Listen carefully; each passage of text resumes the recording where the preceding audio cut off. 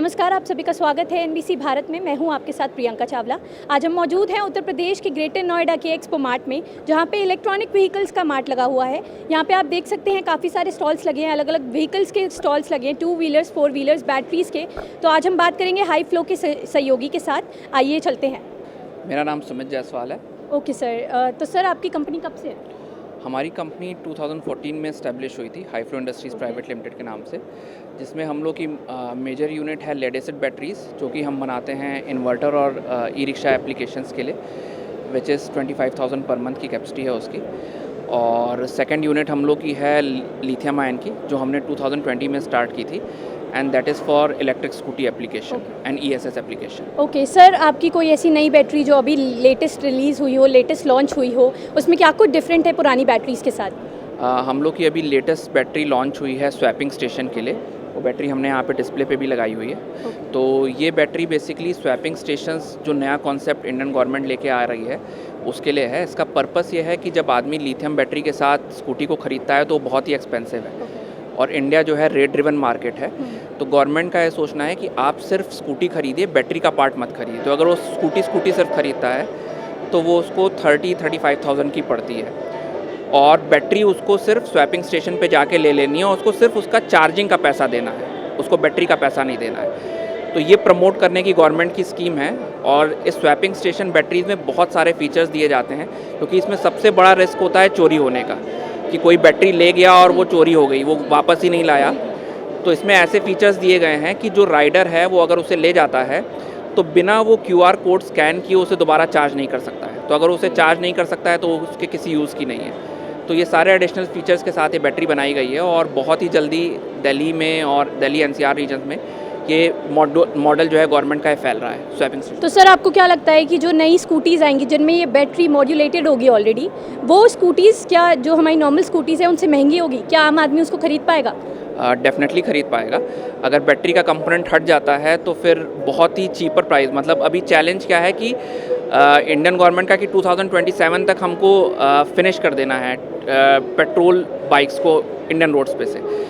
तो rate competitiveness बहुत, अभी आज के टाइम पे आप देखेंगे तो ओला की स्कूटी आपको करीब 150 की पड़ती है, 1,50,000 की पड़ती है, और मोटरसाइकिल आदमी खरीदने जाता है तो अभी भी 65,000 75,000 में ख़रीद लेता है। तो हम जब तक उस प्राइस रेंज को नहीं मैच करेंगे तब तक हम उन पेट्रोल इंजन्स को हम नहीं ख़त्म कर पाएंगे। तो टारगेट यही है कि पेट्रोल को सब्स्टिट्यूट करना है। तो उस तरीके से ये तो रेट कॉम्पिटिटिवनेस डेफिनेटली आएगी इस मॉडल के साथ। सर आपको क्या लगता है कि भारत में कब तक जो हमारे ग्रीन व्हीकल्स हैं, जो हमारे इलेक्ट्रॉनिक व्हीकल्स हैं, कब तक पूरी तरह से इस्टेब्लिश हो जाएंगे? कब तक पेट्रोल और डीजल की गाड़ियाँ चलनी बंद हो जाएंगी? नितिन गडकरी जी का भी कहना था कुछ दिन पहले ही कि वो डीजल की गाड़ियों में 10% GST बढ़वाएंगे। तो आपको क्या लगता है कि इलेक्ट्रॉनिक व्हीकल्स भारत पे कब तक अपना कब्जा जमा पाएंगी? देखिए, अभी भी अगर कहा जाए तो मार्केट बहुत बड़ी है, क्योंकि जितनी पेट्रोल 2 व्हीलर्स चल रही हैं, पहला टारगेट है पेट्रोल 2 व्हीलर्स को रिप्लेस करना। तो जितनी पेट्रोल 2 व्हीलर चल रही हैं उसके मुकाबले अभी इलेक्ट्रिक 2 व्हीलर्स 1% भी नहीं आई हैं। तो उसको कैप्चर करना पहला टारगेट है। सेकंड टारगेट है 4 व्हीलर्स का। 4 व्हीलर्स में आपने सुना होगा टेस्ला और ये सब कंपनी इलेक्ट्रिक पे वर्क कर रही हैं, लेकिन इंडियन गवर्नमेंट की थोड़ी डिफरेंट अप्रोच है, which is purely green, and that is hydrogen fuels, जिसमें आपका प्रोडक्शन भी जो है ग्रीनर तरीके से होता है, और उसका जो कंजम्पशन होता है उसको रिसाइकलिंग नहीं करना पड़ता है। लिथियम में एक ड्रॉबैक है कि आपको रिसाइकिल करना पड़ता है, which is again not environmental friendly.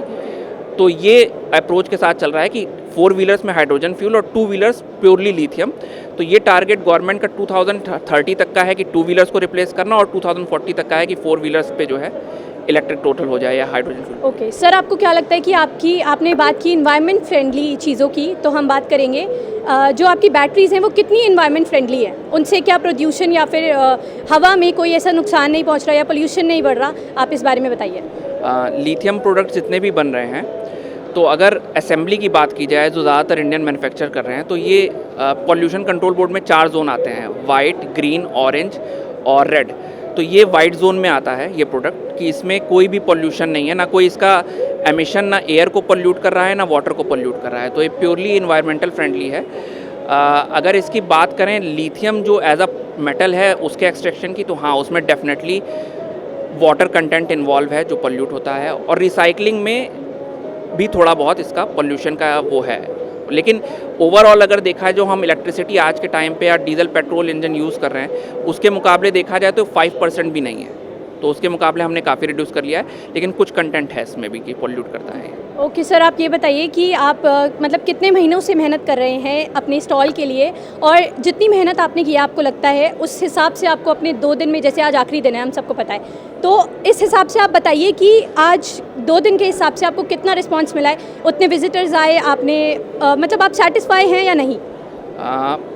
हम लोग ने इसको स्टार्ट किया था 1 महीने पहले से, और अगर मेहनत की बात करें तो ये पहली बार हुआ है। हम लोग वैसे 8-10 एग्जीबिशंस लगा चुके हैं, ये पहली बार हुआ है कि परसों हमारे पास एक पार्टी आई थी और उसने आज हमारे पेमेंट भी करा दिया फॉर 200 बैटरी पैक्स। तो ये काफ़ी अच्छा, काफ़ी पॉजिटिव अप्रोच मिला हमें, इस बार पहली बार हुआ है। और एक पार्टी इसी स्टॉल के पीछे है जो हमको सैंपल भी हमको ऑर्डर कर दिया है उन्होंने। तो अप्रोच तो काफ़ी अच्छा मिल रहा है, रिस्पॉन्स भी काफ़ी अच्छा मिल रहा है, लेकिन इसके बाद की मेहनत अलग ही रहती है। हम लोग को यहाँ पे सबसे प्लस पॉइंट रहता है, कॉन्टैक्ट्स मिल जाते हैं, और उसके बाद एक किसी भी मैन्युफैक्चरिंग यूनिट को जो हमको यहाँ पे मिल चुका है उसके यहाँ एंट्री पॉइंट मिल जाता है। तो ये सबसे बड़ा प्लस पॉइंट है एक एग्जीबिशन में स्टॉल लगाने का। तो ये थी हमारी हाई फ्लो के सहयोगी से बात। अब हम बात करेंगे बाकी स्टॉल्स के सहयोगियों से। आइए चलते हैं।